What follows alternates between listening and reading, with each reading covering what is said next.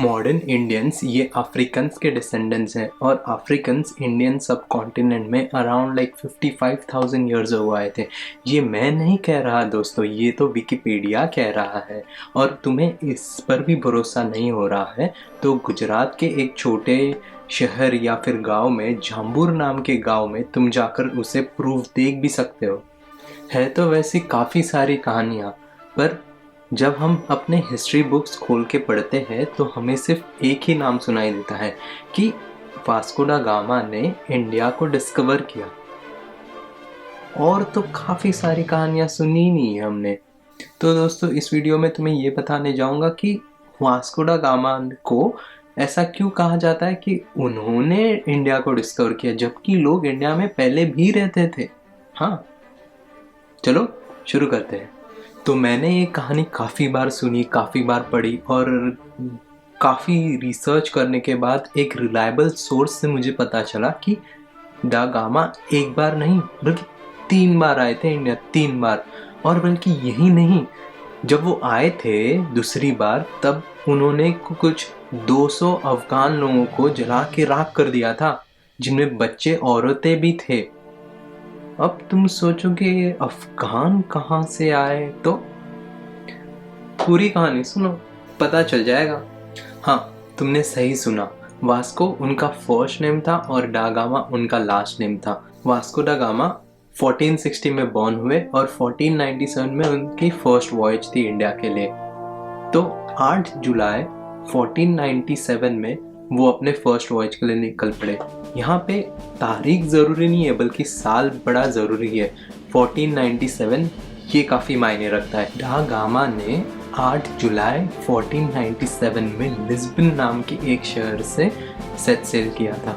तो दोस्तों यहाँ पे इम्पॉर्टेंट मुद्दा सेट सेल होने का ये था कि ये था यूरोप, ये थे अरब्स और ये थी आगे की दुनिया जो यूरोपियंस ने कभी डिस्कवर की थी बट उनसे तालमेल नहीं रख पाए थे। तो उन्हें करना ये था कि अरब्स को गो थ्रू करके हमसे डायरेक्ट कांटेक्ट बना के उन्हें ट्रेड्स करने थे, क्योंकि अरब्स डायरेक्ट ट्रेड करते थे इस दुनिया से और यूरोपियंस को ब्लॉक कर देते थे। तो यूरोपियंस इसीलिए खुद से सेट सेल हुए थे और ये मोटिव था वास्को दा गामा का। तो डा गामा अपने फर्स्ट वॉयज के लिए निकल पड़े। तो उनके साथ थी 4 शिप्स, उनमें से एक थी मीडियम साइज, 2 थी फुल फ्लेज सेलिंग शिप्स और 4th शिप थी स्टोरेज शिप। सिंपल।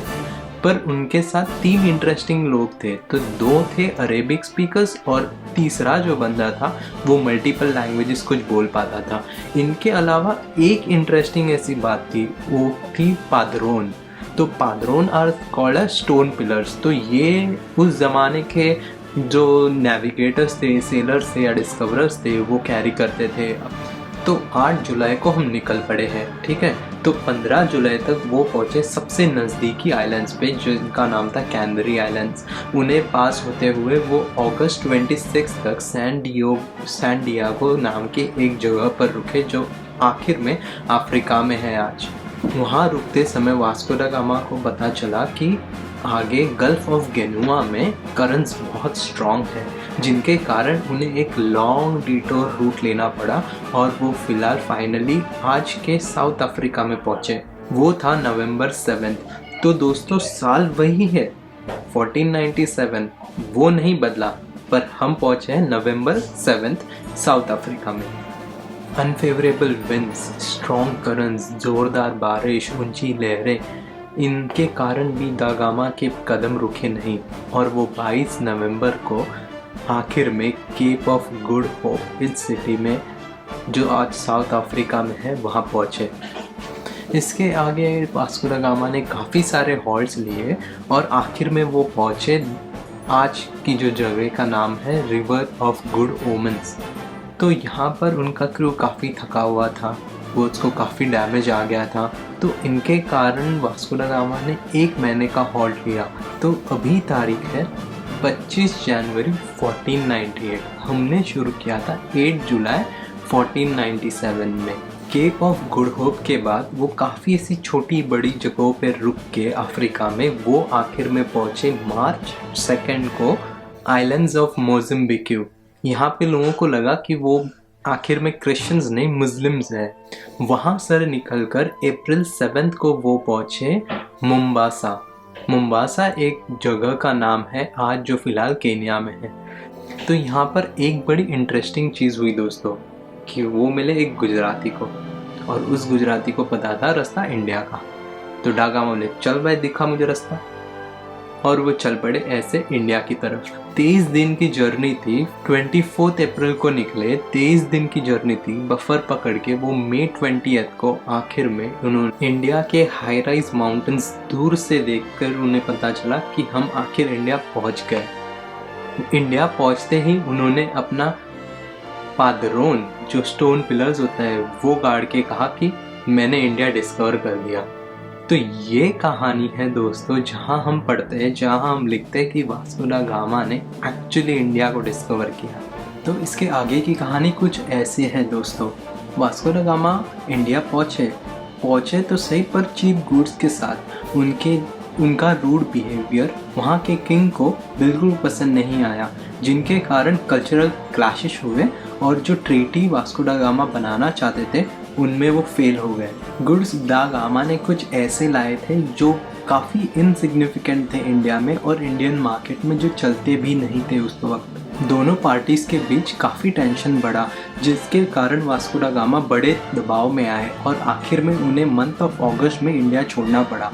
तो मंथ ऑफ अगस्त था मानसून वाला, तो काफ़ी दिक्कतें हुई, काफ़ी परेशानियां हुई उस वक्त वास्को दा गामा को इंडिया छोड़ते वक्त। परंतु वो निकले और अफ्रीका 3 महीने बाद पहुँचे। तो 3 महीने बाद पहुँचने का प्रॉब्लम ये हुआ कि काफ़ी सारा क्रू उनका जो सेल करता था उनके साथ वो खो चुके थे। इंडिया से निकलते वक्त दा गामा ने कुछ 5 या 6 हिंदुओं को उनके साथ अपने किंग मैनुअल से मिलाने के लिए लेके गए थे। काफ़ी महीनों बाद वो आखिर लिस्बन पहुँचे।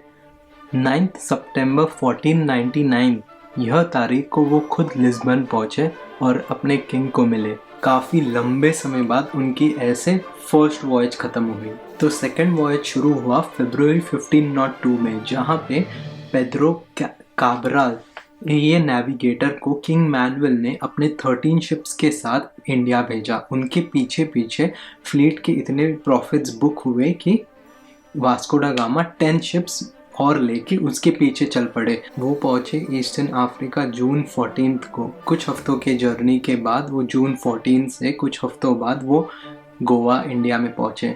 और इस तरीके से पोर्तुगीज ने गोवा में अपना फर्स्ट एस्टैब्लिशमेंट ऑफ पावर किया। पावर एस्टैब्लिश करने के बाद वो कुछ देर गोवा में रुके अरब शिप के लिए। यहाँ अरब शिप 200 लोगों के साथ अपने चिल्ड्रन, वुमेन्स ये सब के साथ आई थी, पर सारे गुड्स सीज करके वास्को दा गामा ने उस बोट को जला के राख कर दिया। उनमें बच्चे और औरतें भी थे। यह इंसिडेंट के बाद वो रूलर कैनोरे से मिलने गए। कैनोरी एक जगह है इंडिया में जिसका रूलर जामोरिन का दुश्मन था। उनकी मदद लेकर दा गामा ने उन जामोरिन के पोर्ट को बम्बार्ड कर दिया। जामोरिन का पोर्ट बम्बार्ड होते ही उसने दा गामा से हाथ मिलाने की बातें शुरू की, पर वो एक एक्चुअली एंट्रैप करने का जरिया था। वास्को दा गामा ने इसे भी बाईपास करके वो आखिर वापस लिस्बन पहुंचे अक्टूबर 11। गोवा रहते हुए और रूलर ऑफ कैनोरे से हाथ मिलाते हुए उन्होंने जो अरब शिप्स कैलकट या गोवा पोर्ट्स पे आते थे उन्हें मार भगाया। अपने थर्ड वॉयज में दा गामा आए तो सही, पर कुछ अनफॉर्चुनेट सिचुएशंस और उनके हेल्थ के कारण वो दिसंबर महीने में कोचिन शहर में चल बसे। 1538 में उनकी बॉडी पुर्तगाल लेके गए। तो ये थी कहानी पूरी वास्को दा गामा की।